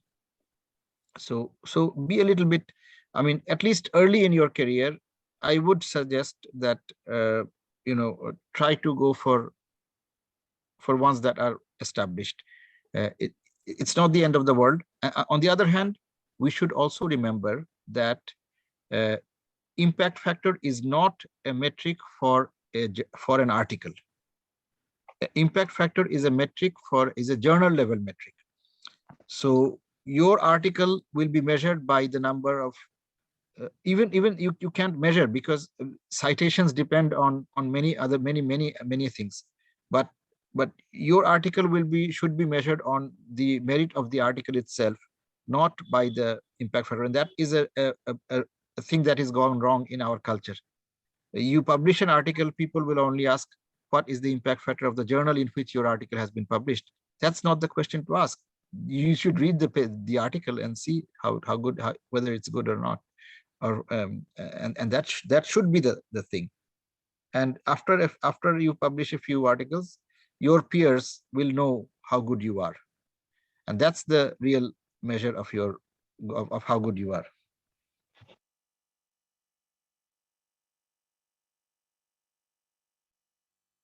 Okay, Dr. Sabina, there are some questions in the chat box. Would you please I would mention like those? to request Professor Manzarul Karim. Sir, you there? Yes, I'm there, but you can read out the questions which have already been published. It's for Dr. Tariq. How do you find the names of reviewers published in the article? Is it not harming the confidentiality of peer review process? Thank you for raising a very important question about this open peer review. This is, open peer review does not have to reveal the names of the reviewers. It can be anonymous, but the review being published, and still there are ways of giving credit to the author of the review. So it's like this is. Sometimes people want to publish their name, but most of the open review journals, open peer review journals nowadays, they give you the option of publishing your name or not.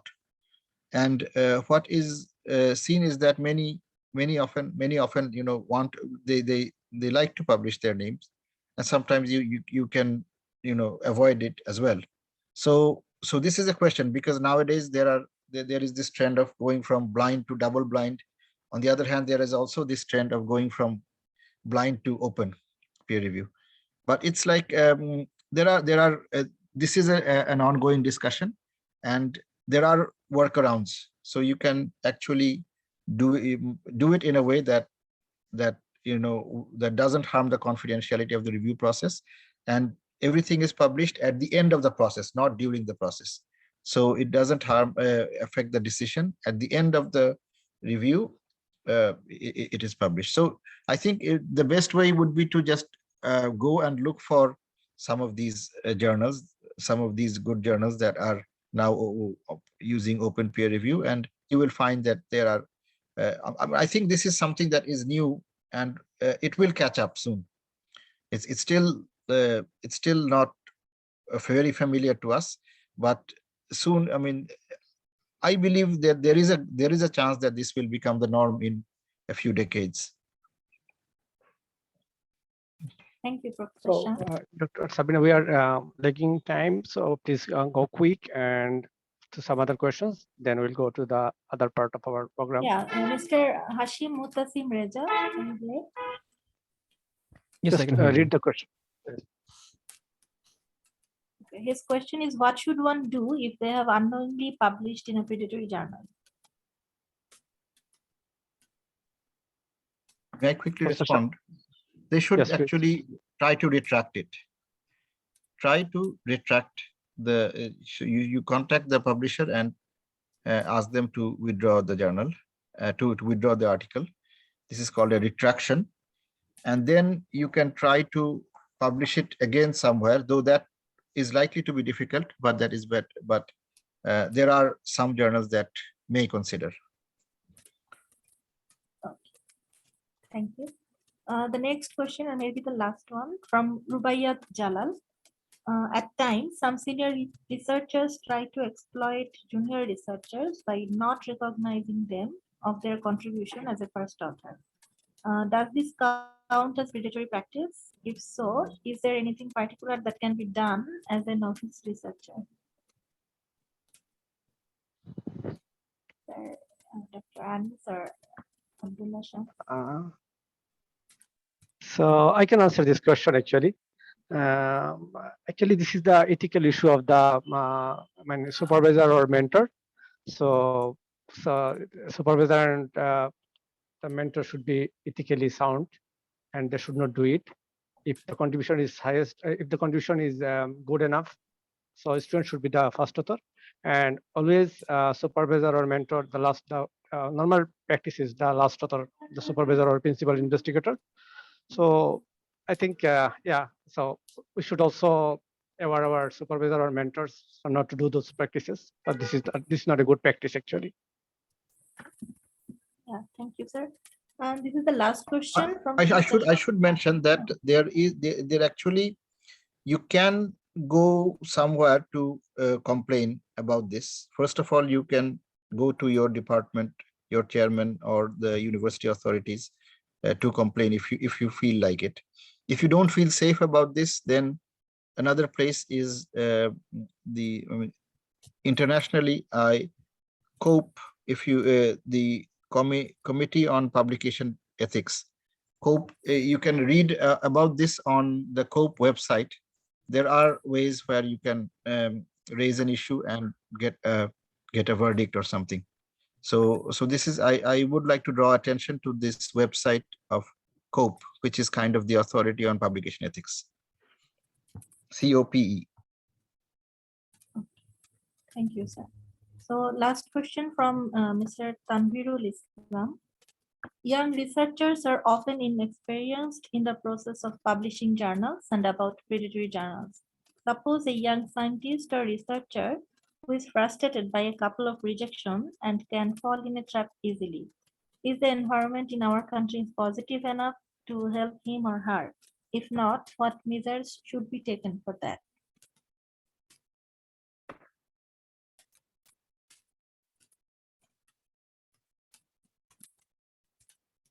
Anyone want to answer? Okay, if I think I understand that, but this is where the mentor's role actually is important, because it's not a young scientist or young researcher should not be attempting to publish by himself. He should not be left alone. And even if there are a couple of rejections, I mean, this is not unusual. I mean, I think every young researcher need to be informed that rejections are, rejection is part of life. So there may be even more than a couple of rejections. You have to be patient, and someday you will. So there, it should not be a reason to go for a predatory journal. If you have published, I think then the environment is not very positive. Well, that is true, but I think we should the peers, the people around a young researcher should encourage the young researcher to go for the next publication in better places, and within a few years you will have publications in recognized places. So for those 2-3 years, you have to be a little bit patient, and others should give the young researcher that breathing space as well. So we should not be we should not have a strong verdict that this person is ethically lost. That person may have just made a mistake, and they will come forward in the future. So that is an important part, I think, to learn and to follow. Dr. Thank Sabina, thank you. We should probably wrap up this session. There is one last question. Should Okay. we proceed or just? Okay. Just one question. Okay, is from Shihab Sheikh. As a beginner, how can we start our research work as the term predatory activity is fully new to us? And what should be the earlier steps in the field? Dr. Moinul, can you please answer this question? Dr. Moinul, Yes, thank you. Yeah, I'm here. Okay, so so the question is, as a beginner, how can we start our research work as the term predatory activity is fully new to us, and what should our earlier steps? So first of all, I would say, like, if you are working in a field, you should first try to find the professors, the big professors who are publishing in their works. So see who like identify like few authors whose papers you have read and see where they are publishing. Okay, just look at those journals, look at those articles, so that you get a feel of the quality of the work that is being done. And then you try to follow into their footsteps. Obviously, as a new researcher, you will face a lot of difficulties, and there you can take help from your mentor or your supervisor, but make sure that you set yourself a very good target of following into the footsteps of the icons in your field. And that way, if you follow that path, I mean, it is very likely that you won't get into the trap of predatory practices. Okay, so I would say that, okay, you identify the researchers who are top in your field, look at their work, look at the journals they're publishing in, and try to follow into their footsteps. And that way you can avoid the predatory journal traps. Okay. Thank you, Dr. Mahmood. So we are at the end of the discussion point. Many thanks to our respected speakers for making time out of their busy schedule. So this segment is for the workshop participants. I would like to request Ms. Jannatul to paste the survey link in the chat box. Please fill up the short survey in next 5 minutes so that we can also have an idea about how concerned you are regarding the predatory practices. So try to fill up the survey, please, participants.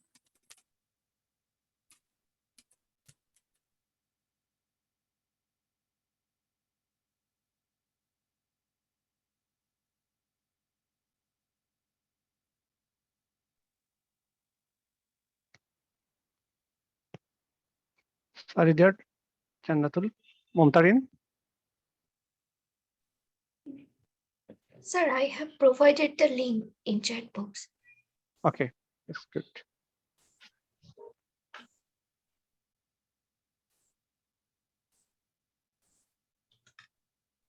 So if any of you face difficulty, please ask us.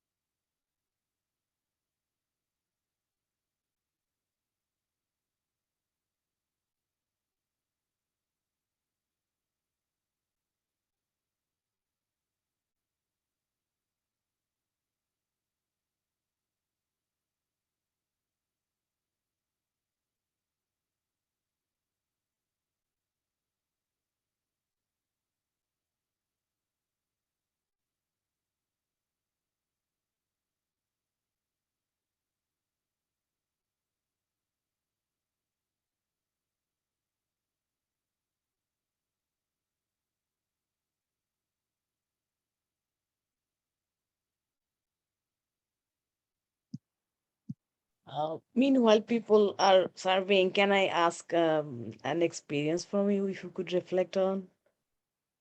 It's not actually beside the content we had today, but I wondered if technically when revisions come, the other members we have in our team, they do not reply to our emails for revisions work. How do you handle the stress when the members are not working? Or what would be your suggestions to the new scientists that they should share the responsibility when revisions come?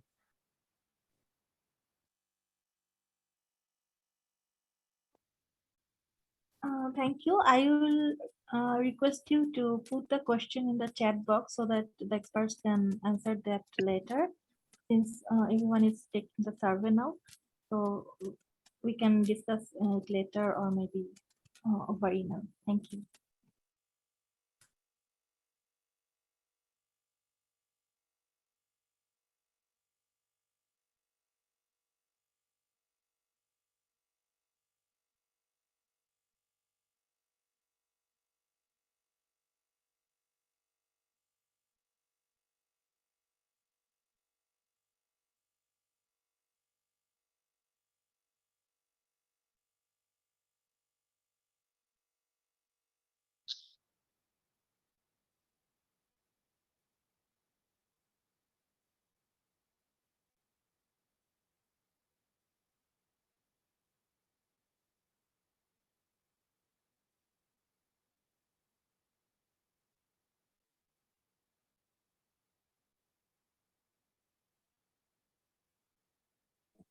So those of you who missed my points, so there is a survey question for all the participants, and we are taking the survey for next few minutes, and you can see the responses in the screen.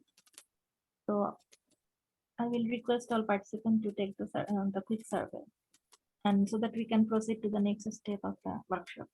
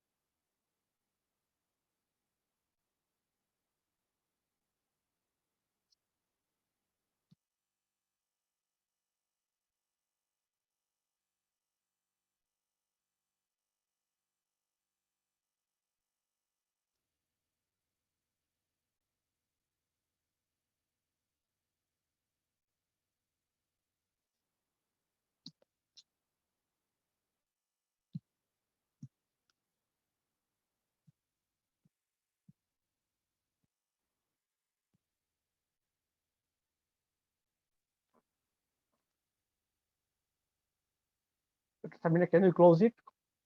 The survey is okay.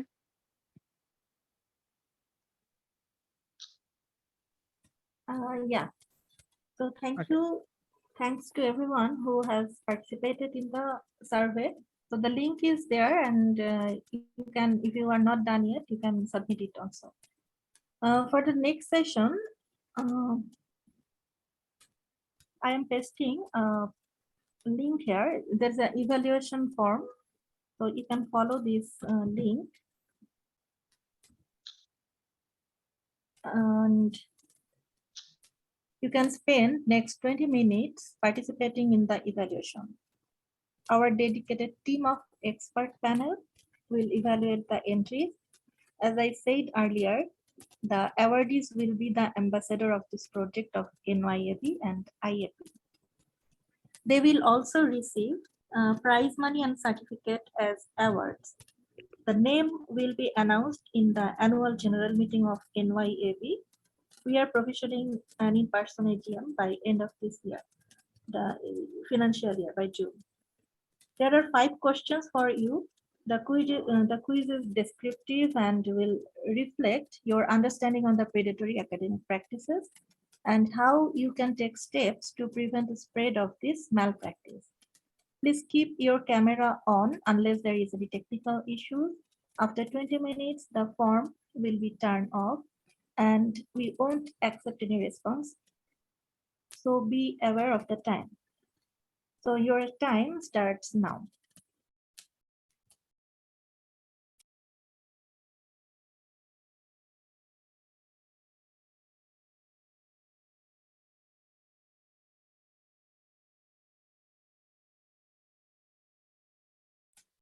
So it's 9:08 p.m. now, and we will turn off the accepting the response at 9:28. Please start.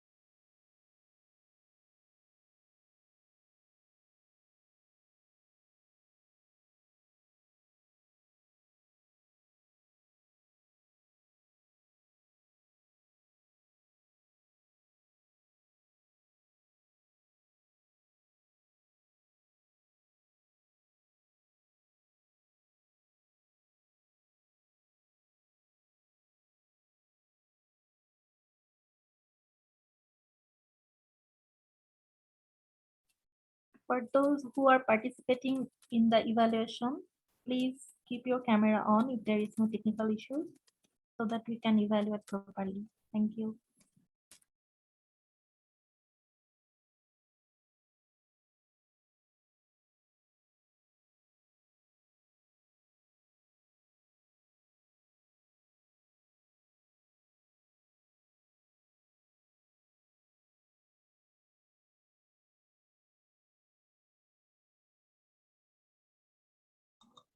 Can I ask a question?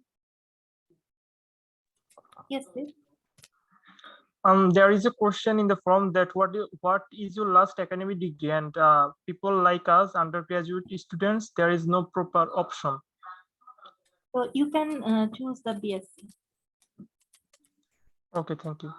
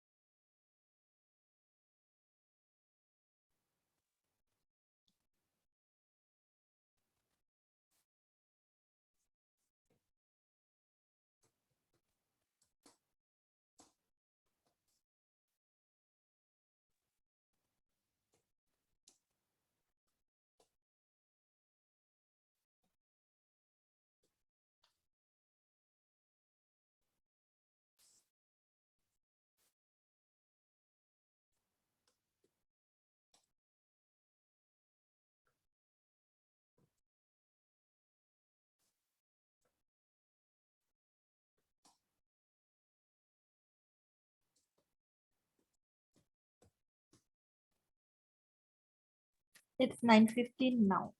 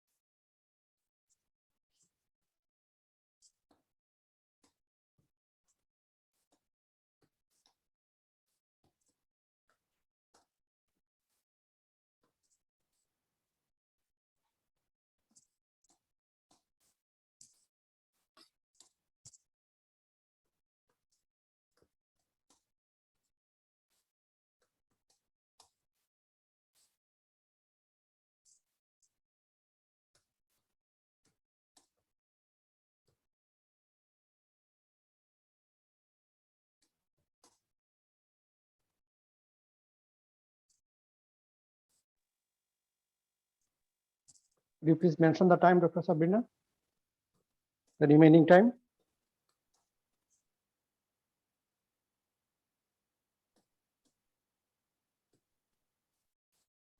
Yes, sir. There is 10 minutes left.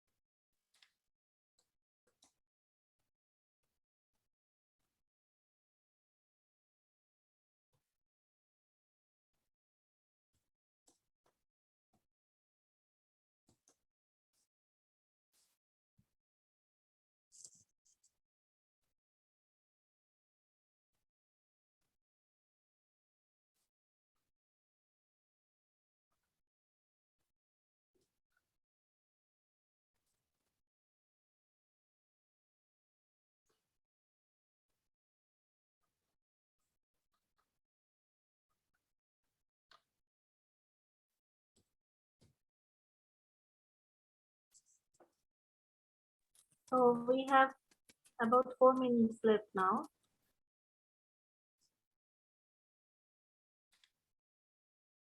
I can see that some of you already have submitted the response.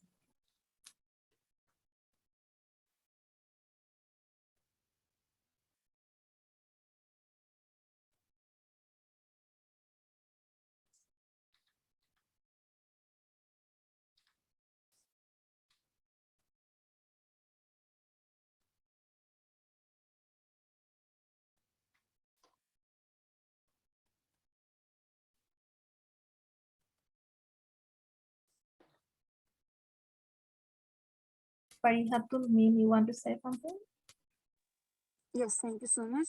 I have submitted the form. Can I turn off my camera now? Yeah, sure. Thank you.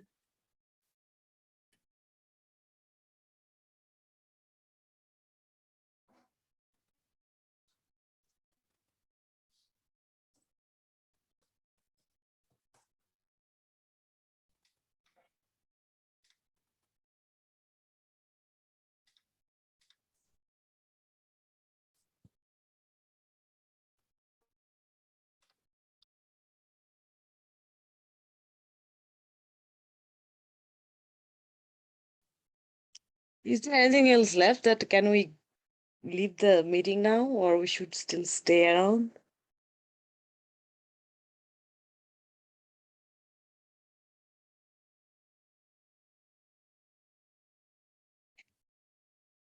Yeah, I think you can, I mean, it's the end of the workshop after we get all responses. It's up to you. Thank you. Since Mariam Hussein wants to leave, may I take this opportunity to reply to her question, the last one that she raised? Yeah, sure, sir. I was asking that. Very briefly. I hope I'm not disturbing those who are trying to respond to the question here, but or to the question. So questions. Okay, so I mean, this issue of distribution of load between co-authors is a long debate. I mean, I think this is something that can go on and on. So there is no like magic formula to solve this problem, and it is true that the younger members of the team are often at the wrong end. They find themselves at the wrong end of things, but it's like I think there is. I mean, if you are unlucky to be in a group where people are not responsible, then this happens. But on the other hand, it's also like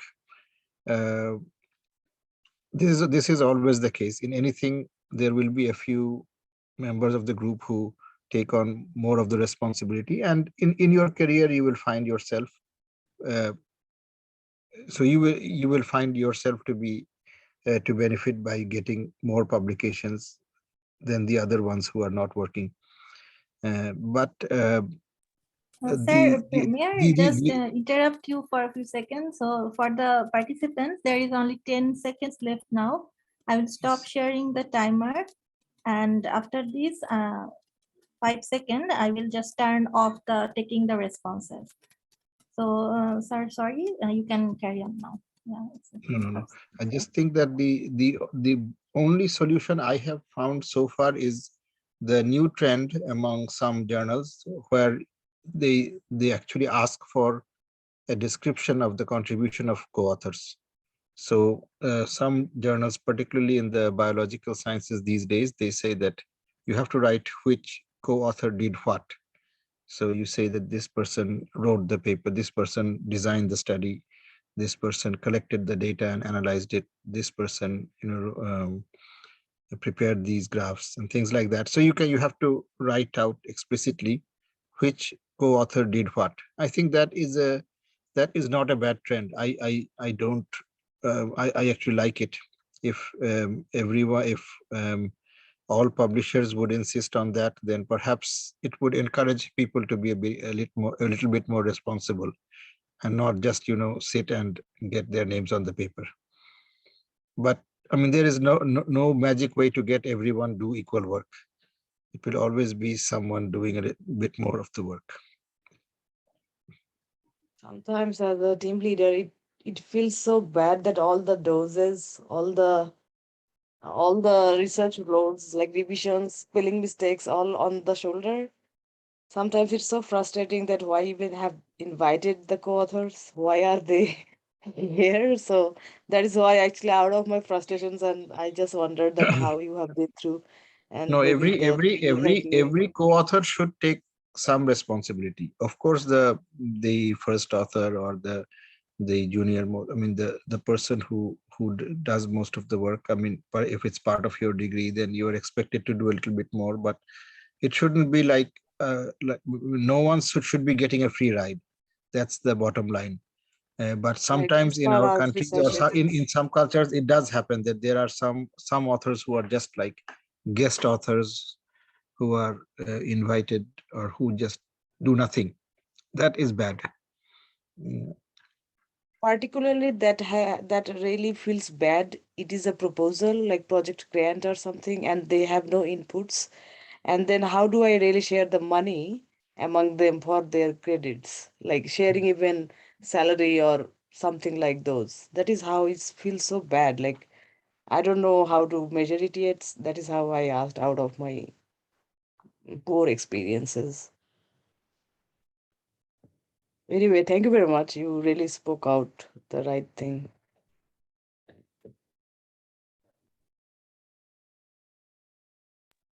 Thank you, Professor Shams. And thanks to all the participants for their time and participating in the evaluation form as well as the survey. So with this note, I would like to take the permission of our chair, Dr. Basit, to end the workshop. Is that okay, sir?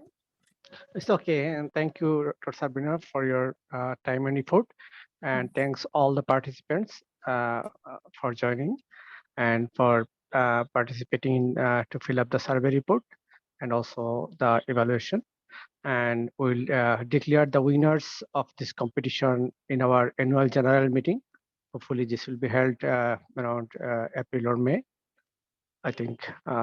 And there will disclose the names of the winners. So there will be at least from each group some winners from BSc level, from MSc level, and PhD and early stage research levels. We'll provide you all the participation certificate for participation. We'll provide the winner certificate, and there will be some prize money, and the winners will work as an ambassador of this project. And I would like to thanks my colleagues of this project, mainly the lead, Dr. Mainul, to say something. And there is Dr. Sajid also. Dr. Sabrina, she is also a member of this project. And so from our team, actually, we thank Professor Abdullah bin Shams Tarek and Professor Anisuzzaman Talukdar. And finally, I would like to say something. I would like to invite Dr. Moinul to say something as a lead of this project and finish this workshop. Thank you, Professor Basit. And I think, first of all, I would like to thank my colleagues and also the keynote speakers today, who have actually spent a lot of their time to discuss about the predatory academic practices. And I'm surely the points that came out would really help the participants to grow as a good researcher. So this is a big event, I think, from NYAB, and we thank IAP for supporting us on this, because predatory journals or predatory practices, like the rest of the world, is also becoming a major issue in Bangladesh. And we have been seeing a steady increase in the predatory publications and practices as in different research organizations and universities in Bangladesh. So it's very important and it's very timely that we address this issue. And that's why we partnered with the Inter-Academy Partnership to actually increase awareness. And I believe that the participants who attended the sessions today and stayed with us for like over 2 hours now have been benefited from this effort, and they would actually keep these learnings in mind when they actually move forward in their research career. So with that, I would like to thank everybody behind this, and also the participants, and for spending their time to learn about predatory practices. So thank you, everyone.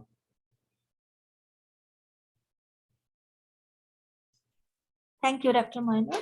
So with this, I would like to announce the end of the session. Thanks.